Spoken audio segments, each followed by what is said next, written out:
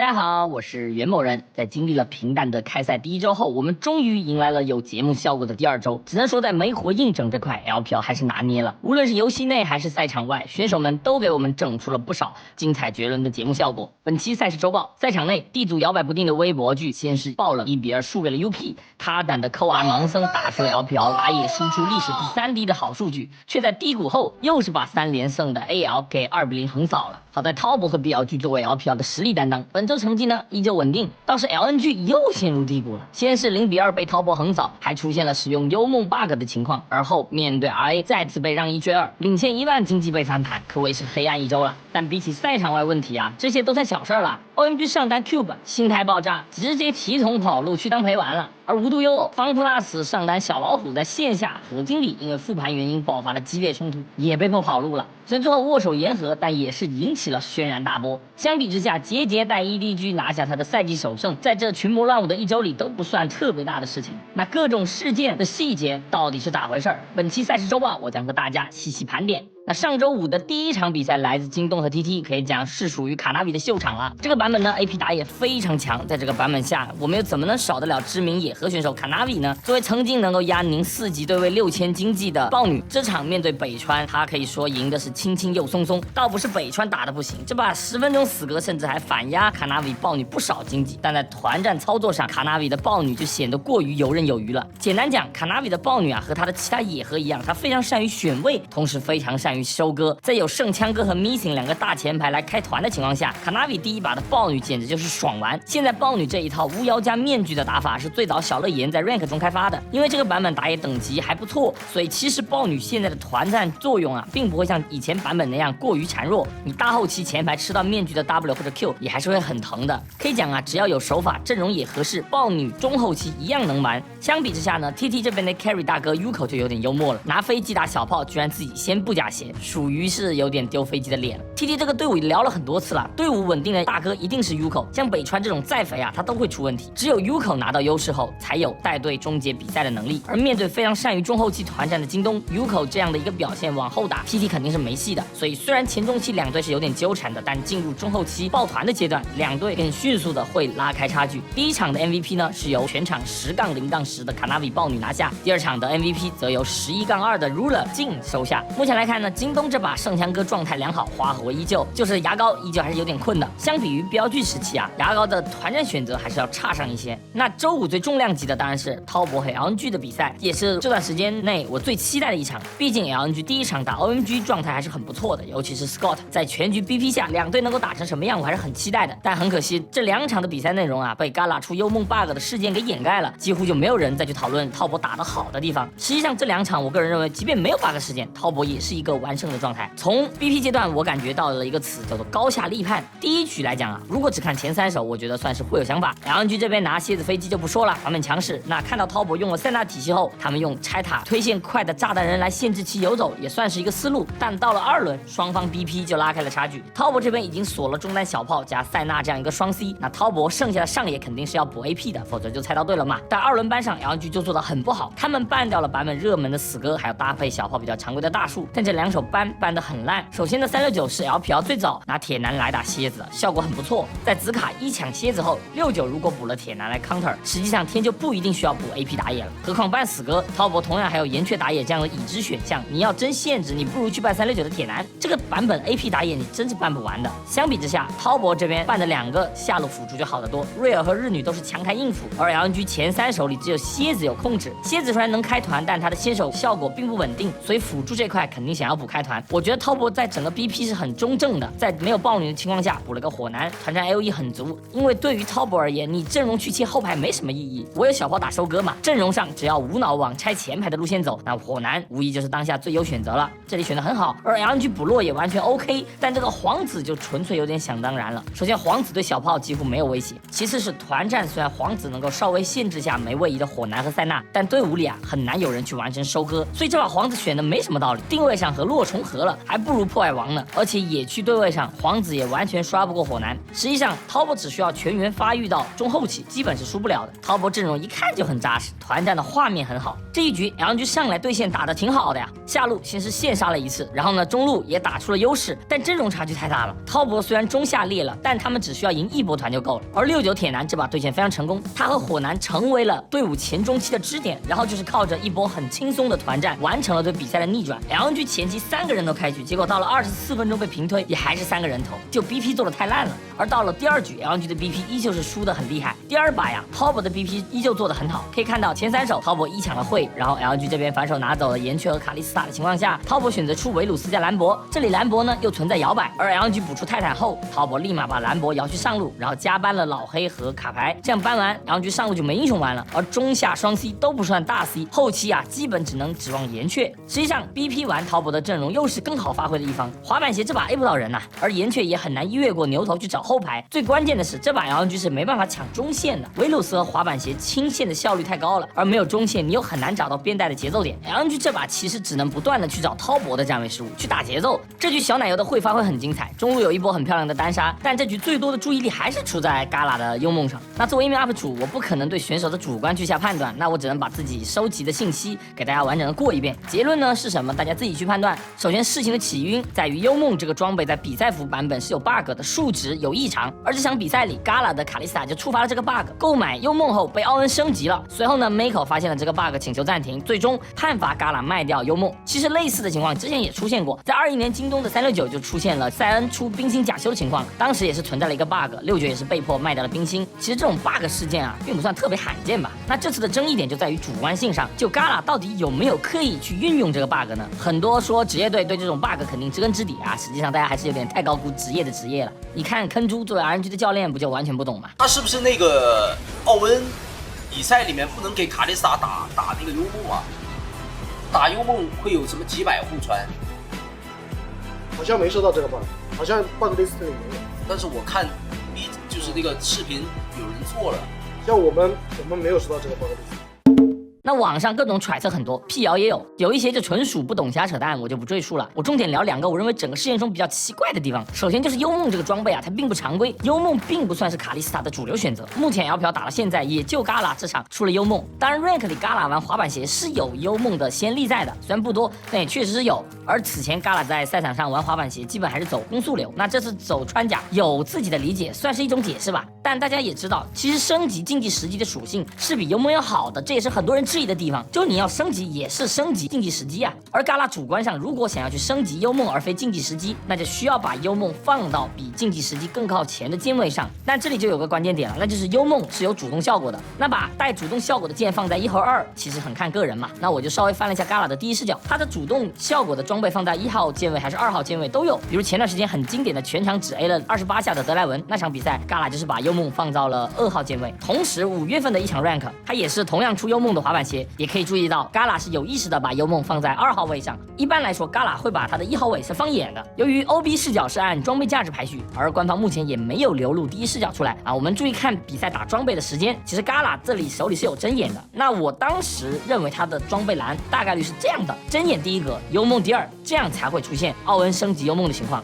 那这到底是无意还是故意，就看当事人了啊。没办法，我没法下结论。我觉得这个事情被质疑挺正常的，因为巧合确实有点多，别人又不出幽梦，就你出，而又刚好是放在了升级上。那第2个疑点就更奇怪了，赛后 LNG 的官方是发了一个辟谣帖，意思是我没有主观卡 bug， 对吧？这也是俱乐部的正常环节了。但变态的是他后面又删了啊，不是俱乐部这样真的不是火上浇油吗？你这样操作很难不让人联想啊。反正不管怎么说啊 ，Gala 使用了被禁止的 bug 是板上钉钉的事实，官方也出具了对应的处罚。那挺多网友的看法就是，要么 Gala 恶意使用 bug， 这是坏；要么就是不知道奥恩打装备的机制，不知道竞技时机的数值比幽梦高，那这是蠢。反正就是这么2选1的评价了。我个人觉得整个事情最骚的就是这个 bug， 它还不是裁判发现的，而是 Miko 发现的。什么体育精神，直接逮住！就 LNG 的选手也好，裁判也好，居然2-3分钟都没有发现，合着没有 Miko 的火眼金睛，这局就这样混过去了是吧？只能说有点搞笑。不过对于 LNG 来讲，当务之急并非处理舆情问题，而是队伍的比赛内容太差劲了。我说实话，第2把就算是卡 bug， 我觉得 LNG 都不好赢，就 BP 上就已经烂了的那种。虽然比起春季赛玄武卫淡了一点，但版本理解还是有明显问题。BP 本质还是队伍理解的一个反馈点。点。相比之下，我们看到滔博从2局对线期来看，其实并不算一帆风顺嘛，但滔博的比赛内容还是很好的。春季赛的时候，如果2把下路都是这样的发育开局，我想粉丝应该挺捏一把汗的。可这2把呢，虽然 JK Love 被频繁针对，但大家能够感觉得到队伍没有急，中期能够稳下来，稳扎稳打，这点还是肉眼可见的。虽然目前滔博场数不多，看不出来什么，但从 BP 内容来看，队伍构筑的思路是在逐渐清晰的。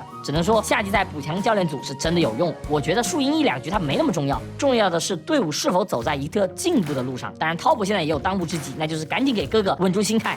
你他妈拿我手机号去他妈贷款算了，这是老用户，这什么？这是 gay 网吗？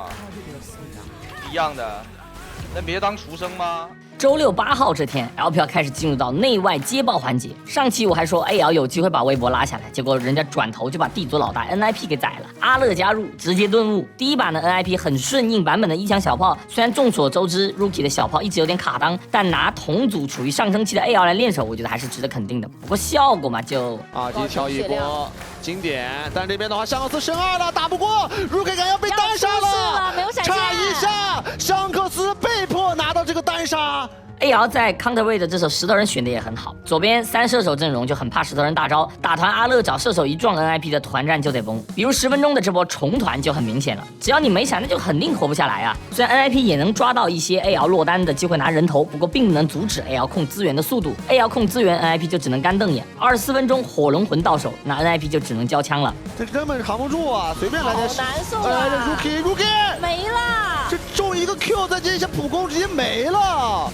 第2把呢，则完全变成了 AL 下路的爽局，尤其是 KO 的曙光表现特别好，一个人就把 NIP 冲烂了，这导致团战根本管不到后面的炸弹人。从这场来看，炸弹人解塞纳体系确实算是一个不错的思路。NIP 阵容面对炸弹人就显得太笨重了，先手能力基本就只能靠奥恩的羊。像15分钟这波先手，奥恩的羊被炸弹人的 W 弹掉后，团战没开起来，那接下来 NIP 几个人就只能看着 AL 推塔了，因为一波团没打起来 ，NIP 中路2个外塔就掉完了，甚至还没用到先锋，最后 NIP 也是23分钟就被平推了。有一说一啊 ，NIP 输给 AL 还算是可以理解的，但微博输给 UP 就有点夸张了。第1、第2局就不细聊了，哪怕第1局劳赞打了个885，可第2把晴天的石头人不也疯狂下饭吗？只能说，一个是宁愿什么都不做，也不愿意做错；另一个就是如果做错了，那就多做几次。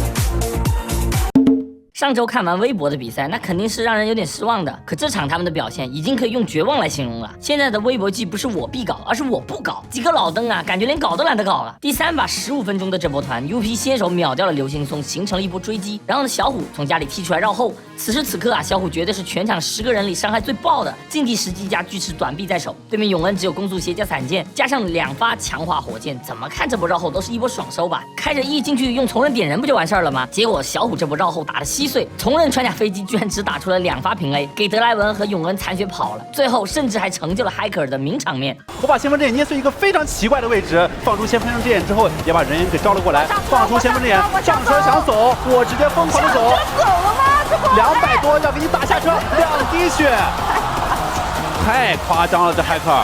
不是哥们，我说真的，飞机这里主 E 真杀完了，这波节奏抓不回来，后面就再抓不住了。微博现在是没有任何主动出击带节奏能力的。30分钟电龙魂的 Dog Go， 德莱文直接闪现7连。说实话，能被 UP 这样骑着连打，在 LPL 各队还真不常见，实在是太臭不可闻了。感觉微博每个人单拎出来看啊，都是病友。而从英雄选择来讲，我感觉微博更像是完全没有跟上版本的样子，把给他的选一些带节奏的打野，然后队伍又一点节奏都没有，刷下去呢又团不过，资源也拿不了，突出一个无头苍蝇。正当我以为赛后微博将会被一波猛烈的舆论攻击的时候，方 plus 出手相救了。8号方 plus 是爆发了上单小老虎的离队事件，小老虎突然发文表示打不了了，起因呢是训练赛时他和助教 Mouse 有争执，然后经理丹尼过来逼，小老虎没忍住来了一句闭嘴，然后经理上头爆发了，直接化身沙皇开推，并且让小老虎滚蛋。小老虎啊被迫离队后，随后开始微博升堂。从小老虎和中单 Care 的聊天记录也能看出，选手本身还是相互支持的。想不到这么多年过去了，我还能看到鱼死网破这个词。在比较文化沙漠的电竞圈，这应该也是为数不多选手手就能立马想到的成语吧。那这里比较泪目的就是银河的声援了，只能说合同还在 RNG 就是硬气啊。随后前打野摸眼也发长文声讨了这个经理，表示干预赛训霸凌选手，确有其事，自己也是受害者。当然，像这种队内冲突引发的舆论问题啊，其实到最后结局都差不多的，只要选手还想打，俱乐部肯定是要息事宁人的。最终呢，也是经典的各打50大板，各自教育了一下，只是舆论风波确实太大。目前的最新消息就是FunPlus 已经和这个经理丹尼解约了。当然，当时因为比赛前一天确定首发时，小老虎还没有归队，所以FunPlus 只能让的牛作为首发打了第一场。相比处在动荡的FunPlus，EDG 这边就吸取了输给京东的教训。Wink 给 EDG 的提升还是很实在的，第一把就来了个猪妹野辅摇摆，最后让杰杰呢出赵信去做前排。虽然前期换线 FunPlus 是更舒服的一方，6分钟 Milky Way 不但控了小龙，下路还能人塔双收。那 EDG 的下路很早一塔就掉了，但 FunPlus 中期显然是低估了 EDG 这边的先手和爆发。丢个蛋和 Life 给了不少机会，本来 FunPlus 围绕下路能够一直推塔滚节奏，但下路接连被开被秒 ，FunPlus 的中期节奏就断了。本来 FunPlus 的阵容就有点虚，属于没前排的那种。而铁男虽然能够来团，但如果青钢影无限单带，那铁男很难落位啊。那队伍就全靠盲僧去探视野了，那这样压力也很大。虽然双方前期上单因为换线都成了牺牲位，可节奏被 EDG 拖下来之后，铁男的补发育能力比青钢影还是弱太多了。等牛被抓了几次后，青钢影就无敌了。后期 FunPlus 的团战就完全没说法了，很顺利的输掉了第一局。只是最后被推加时，中野的微笑让人忍不住会联想了。第二把呢 ，FunPlus 是把小老虎抬回了首发，这把小老虎也很争气，一手招牌杰斯对线期就追着卡牌打，11分钟狂压50刀加4层塔皮，竞技时机打布甲鞋，把这个卡牌当经理打了，属于是。但你千万不要小瞧 EDG 的羁绊啊，混蛋！在上路差距很大的情况下 ，EDG 还是选择接了这波重团，毕竟给到杰斯拿6重就有点太慢性死亡了。这次 EDG 的整体积极性比起第一场得到了很大的提升。Leaf 的先手大招接辅助进场，这里 Care 有闪没有第一时间交，直接被控死。EDG 他一波就把前期的劣势全打了回来。FunPlus 这个队伍其实辅助一旦开死，那队伍就很容易出问题。我常说 FunPlus 的辅助选得越怪，赢得越快。这把太常规的情况下，反而就有点抿了。EDG 这次就把想赢写在脸上啊。Leaf 这把发挥是非常好的，很稳，没有去做太多激进操作。看来上一场输以后啊，被狠狠的骂过了。这个 BO3 节节的发挥更是没得说，31分钟一波漂亮的回旋踢回了 Milky Way。随后在33分钟 ，EDG 更是打出了一波非常合理的团战，卡牌抓单配合维鲁斯点杀，随后 Crying 死前一推，直接杀死了比赛。EDG 终于是2比0战胜了 FunPlus， 赢得很扎实。节节也是时隔324天之后，再一次做出了骑士礼。作为冠军打野，如今快1年才赢一个 BO3啊，想你了老姐。不过输多了，可能我也有点乐在其中了。标剧2比0老干爹这场，本来我是不太想聊的，毕竟大家看比分应该不会觉得意外，但从过程上来讲，整个 BO3简直是太出乎意料了啊！不出意外的是，标剧确实打得挺随意的。Night 去大龙坑排眼被抓，阿兵脸探草丛被蹲，非常低级的失误，说明打的状态很放松。实际上两队的运营确实不在一个水平，老干爹敢打敢抓，你失误我就上，他们一直逮着标剧来打，于是就变成了标剧一直在送，老干爹一直在抓，结果抬头一看，标剧还是领先5000的奇妙局面。老干爹这边呢，海超是开启了全力超模式，海超3台啊，差点就掀翻标剧了。国豪的南墙也确实在中期打出了不错的压制力，但大后期时还是标剧的基本功更扎实，老干爹显得有点无头苍蝇，主要是被拉扯太惨了。阵容开团只有一个日女，双方死斗到了40分钟，第2条远古龙才最终分出了胜负。只能说 Birdo 的兰博太游离于整场游戏了，打到后期老干爹全凭本能在玩，然后老干爹这边几个老戏骨也把尺度拿捏得很好啊，很多团战是不能细品的。本来以为第一把那么僵持，那第2把标剧肯定会认真速通一下老干爹，没想到老干爹才是来真的了。第2把老干爹是科研了个杰拉打野，这也是杰拉第一次在 LPL 以打野出场，直接给标剧打懵逼了，3分01秒速4，一下子给标剧搞得有点措手不及。老干爹一度是占据了前期节奏，甚至中期的 Night 被抓到了0-2，好在老干爹味道是依旧的，打了先锋之后却没有人捡，导致标剧中期就该掉的中1塔一直打到游戏结束都没掉。随后呢，杰拉小炮2个人15秒瞬秒男爵，主打的就是一个出其不意，但是刚打完男爵 AD 马上在中路吃钩挨送。你怎么样？我又跳出来了，打我笨蛋！这把全力超依旧在尽力，他确实有资格喷别人拉屎都是香的，能40分钟压 Night 4000经济的中单可不好找。当然最终也是一波团战标剧带走了老干爹，只能说老干爹的剧本结果那是不会让人意外的，只是过程啊永远让人捉摸不透。2场都打满了40分钟，标剧虽然赢了，但也赢得挺汗流浃背的。那周2的比赛属于 D 组内战 ，AL 对阵 IG，NIP 对阵 UP。说实话，这2场比赛结果不难猜测。AL 最近势头正猛，刚虐完 NIP 呢，打一个 LDL 配置的 IG 问题不大。而 UP 虽然刚击败了了 WB 局，但他们还是太倚仗对手的发挥了。碰到 Rookie 坐镇的 NIP， 想要讨到便宜有点小难。第一把 Rookie 上来就是招牌岩雀，虽然月开在 Counter 位选出了龙王，但两队在团战处理的差距确实太大了。前期即便 Hiker 很尽力的去 gank 起节奏，但到了抱团的时间，两队的差距迅速的就会被拉开。不得不说啊，晴天被下放了一段时间后，回来就只剩一副躯壳了。他还保持着滔博时期比较激进想 C 的打法风格，但他目前的表现撑不起这种风格，从敢打敢拼变成了敢打敢拼敢死。说实话，第一局直接1楼盲亮卡牌真的有点装了，后续也是无限吃 NIP 的套餐。相比之下，老宋开局被针对10分钟0-2，但团战的发挥依旧亮眼，几个关键台是直接带队杀死了比赛。而第二场 Rookie 掏出了此前效果一般的小炮，但这次就明显打得比 AL 稳重多了，打出了相当 carry 的表现。目前 NIP 赢下了4局比赛，均由 Rookie 收下 MVP， 但我认为这并不算是一个好消息，提前啃老真不太好。当下 AP 打野横行，死哥莉莉娅、豹女甚至杰拉都来了，可目前为止啊，阿 K 只玩过1次死哥，还输了，玩得最多的依旧是破坏王猪妹。那我觉得适当保留自己队伍风格固然没错，可版本改变的时候还是得多尝试一下的。以目前 D 组的形势来讲 ，NIP 出现的概率还是非常大的。那你再不多练练，难道等进入甲组后再练吗？那第二场 AL 打 IG 的比赛就更没有说法了。目前这支 AL 在他比之下已经颇有强队风范了。上单阿乐突破尖兵，善于创造变数 ，Hope 稳定扎实的团战输出手，香克斯基本功也没毛病，该 C 的时候也能 C。他总是又香又臭，很大程度在于香克斯的选位很有问题，走到那种一看就要死的地方。但现在他的打野 Croco 在英雄池与打输出能力上都很优质，所以整个队伍的 BP 端还是非常舒服的。最让我惊喜的还是辅助 Kill 这个兄弟开场开的还挺果断的，目前是只玩泰坦和日女，稍微有点单一。比较奇怪的是呢 ，AL 目前没怎么玩过3大体系，但3大体系在其他组优先级还是相当高的，不知道是 AL 下路玩不惯这个体系还是怎么样。不过打 IG 肯定还是够了。第一把 AL 拿了一套版本比较经典的飞机死歌，而 IG 则镜像的拿了一套岩雀小炮，双方的 BP 思路都差不多嘛，双射手加一个 AP 野合，但打起来就完全不同了。AL 在协作性上完全领先了 ，IG 虽然保持敢打敢拼的风格，但团队差距还是有点大。28分钟不到的比赛，双方就贡献了超过50个人头，甚至大龙都拿了一次双杀，秒一个是管够了。哎，因为阿乐这把确实也出这种1000多的血，有点危险，有点危险。香克斯最后一点血量150，再 A 一下。OK， 两位全部被大龙斩杀，大龙1打2。第一把看着打得挺激烈，实际上 AL 赢的是毫无压力。第二把 AL 的 BP 就做得更好了，在 IG 拿了2个没有位移双 C 的情况下 ，AL 立刻补上了冲击后排能力很强的永恩加凯南，这样搭配1楼抢的破坏王，整个阵容的团战画面就非常清晰了。IG 这边的盲僧和老黑选择就更像是不得已而为之的选择，跟阵容就没什么搭配可言，就纯看熟练度嘛。在这种压力下 ，IG 的格里菲斯直接化身顺飞老哥，直接开送了。几波逆天操作确实给大家看笑了，全场0-8-5有点难看。不过我是这么看的，不同队伍啊，咱要求不同。IG 就是一个新人队伍，你打出这种战绩很正常，失败不可怕，还是要调整好自己的预期和心态。没关系，下次继续努力吧。而 AL 击败 IG 后，也迎来了自己的3连胜。定组赛的首轮是基本锁定了地组第1的成绩，出线应该没什么问题吧？我已经期待他们后续去打其他组队伍的表现了。能否成为这个夏天最大的黑马，就看他比在后续怎么去调教了。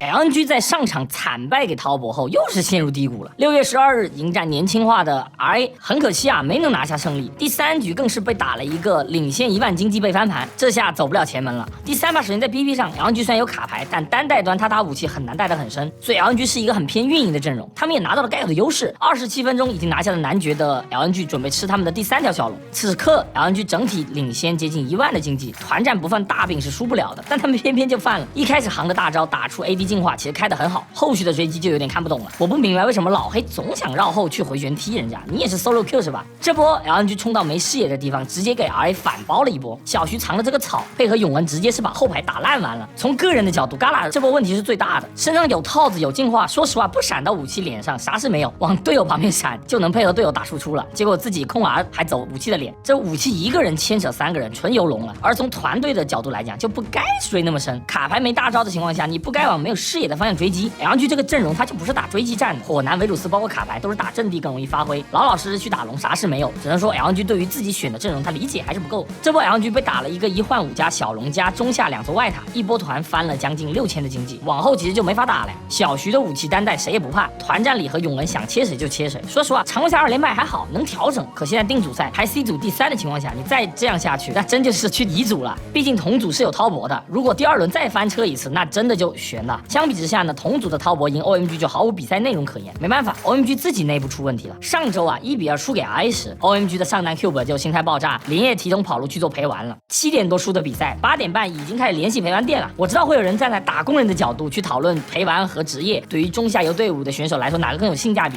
那关于这块，我会专门出一期来跟大家聊聊。但我想说的是，职业选择它因人而异，但职业的道德是基本相同的。像 Able 他休赛期不打了，去陪玩，我想大部分观众都是尊重和理解，没有人会跟钱过不去，对吧？可 Cube 是什么？输完比赛就立马联系陪玩店，然后抛弃后面的比赛和队友，第2天直接自己违约跑路了，临走还喷了一轮粉丝，这就是缺乏职业道德啊，这就是逃兵啊。他和 Able 可不一样啊，他是输比赛了，心态爆了，觉得压力太大了，就撂担子不干了。那 OMG 还有比赛要打呀，那只能临时去把待业的 Harry 找来。OMG 那边看 Cube 去意已决，也没有追究违约金，他们那段时间赶着找人补上了，正常赔违约金还是很大的，不是很多观众说什么 Cube 工资低所以违约金不大。我觉得能理解 Cube 的处境和焦虑，但不能去提倡和认同这样的做事方式，那对于那些还在坚持梦想、承受赛场压力的选手来说是不公平的。而且能够把 Cube 共情为打工人这个范畴的兄弟，希望这些朋友他不是 Cube 嘴里一口一个的社会底层生物和1个月只能赚那么点钱的低能东西吧。那换上 Harry 的 OMG 也是不出意外的给滔博光速剃头了，比赛内容不多说了，不意外嘛。目前 OMG 压力还是很大的，就看第2轮能不能有新东西吧。周4的比赛算是有一些小小的惊喜吧。首先是 D 组的微博居然2-0横扫了 AL， 而且是非常人机的赢法，只能说回来了，都回来了。所有对 AL 这边的刻板印象都回来了。撑伞人香克斯就不说了，春天送给连败的 EDG 首胜，夏天又送低谷期的微博关键1分。还是那个老问题，香克斯经常性的犯罪站位，他对于不该站的位置真的嗅觉不太够。而阿乐，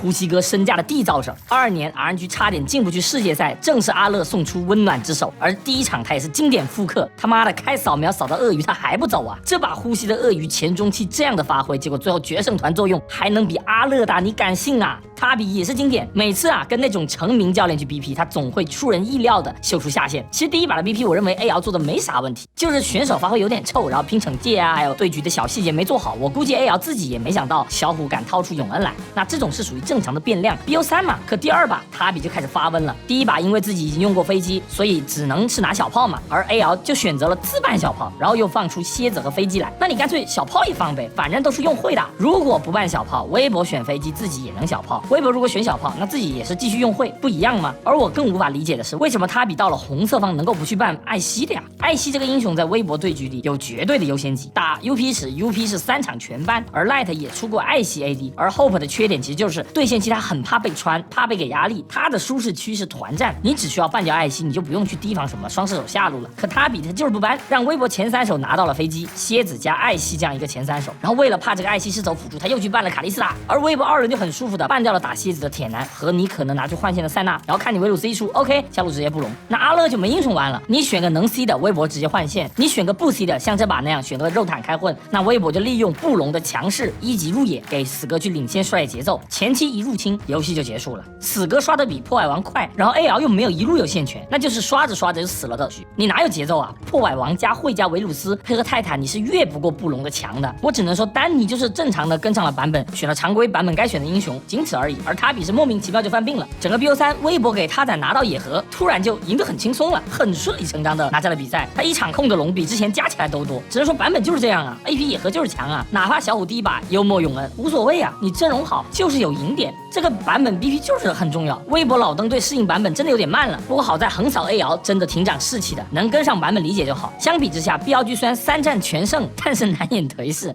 开玩笑的，主要是 BLG 最近打的真的很烂，我是能理解嘛，因为版本改动了，打野定位偏刷，所以 BLG 像春季赛那样的滚雪球套餐不怎么能玩了，要适应一下。那队伍有波动很正常，版本早期的必然，我只能讲，总之赢了就是赢了，后面慢慢修版本的理解和优化细节就行了。相比之下 W 的情况就有点过分了。W 我之前聊过，那上线看微沃的都抵看 Fofo， 但当他真碰到 BLG 这种级别的队伍时，队伍里就不能有个明显的混子。第3把其实我觉得 W1 的 BP 做的真还行，纳尔和妖姬在边线上对上安妮和鳄鱼，那真的也挺舒服的。但问题在于 W1 自己的处理理太变态了。我知道很多人喷 LP 水平不行，给机会多，但我想说 Mark 的整个处理也太夸张了。LP 再菜都不是这样放养的理由，感觉 LP 出这个装备就已经纯在摆烂了。其实 Mark 第一次去上路抓鳄鱼闪现的时候，我觉得是很赚的，很 OK 灵性。可第二波去就纯粹发温了，后面甚至还去了第3次，就完全不可能杀的情况下，队友也不在，我不知道他挂在上路干嘛。纳尔加鳄鱼其实就让他自己过渡就行了，你帮没用，纳尔怎么都得等3项出来。其次这样去帮，直接导致了选卡莉斯塔的意义浪费掉了。你下路全放，卡莉斯塔就是个开游戏的了呀。Mark 的这个处理表面上是去帮上路，让上路在单带端更容易 CE， 实际上是给上路上压力。因为中期 AD 在中线时他没有发育的话，就根本站不住线了。别人一推完中线就能一直动，你边线你再优势，你不破中塔，你也不可能压到高地上。正面和边线它是一个相互依存的状态。说真的，前期你去帮一次打个闪真够了，后面去就纯粹是干个队友了。你说如果帮控潮虫，那完全可以让 LP 一起转线去上路啊，而不是直接放养 AD。LP 第一次被抓时，一看这个线就知道是不可能不推的。说实话，你打个塞纳泰坦，卡莉斯塔方前期一条龙没拿，你就该知道地位是有多低了。春季赛的时候，汪迪就是个游走皮爱好者，现在 Mark 来也这样是吧？就这么希望看 AD 坐牢是吧？下路可以去抗压，甚至可以不 C， 但你不能让他少一个人呐。LP 水平再差，也不能就当开游戏的吧？别人是补齐短板 ，WE 是放弃短板 ，Mark 给我感觉就是舔上大哥了，不需要他也硬要去，然后就变成了无效游走，反而让本应该不那么快掉线的卡莉斯塔早早的离开了游戏。WE 如果继续这样打下去，那夏季赛也会和春季赛一样，中上人依旧是尽力的 ，AD 就是查无此人的，但你就是很难再进一步的。个人的能力它永远是有上限的，团队才是无限的未来。希望后续能够看到 WE 的改变吧。那本期的赛事周报就到这里了，头部强队依旧是由滔博和镖局牢牢把控，目前各组的出线形势也基本明朗了。值得观察的病友也就是 LNG 和微博剧，尤其是 LNG 再翻车下去，肯定是要无缘甲组的。说实话，还是想看 LNG 和微博碰头的，无论是在乙组还是甲组，所以一定要一荣俱荣，一损俱损啊！那我是袁某人，赛事周报每周5更新，我们下期不见不散，拜拜。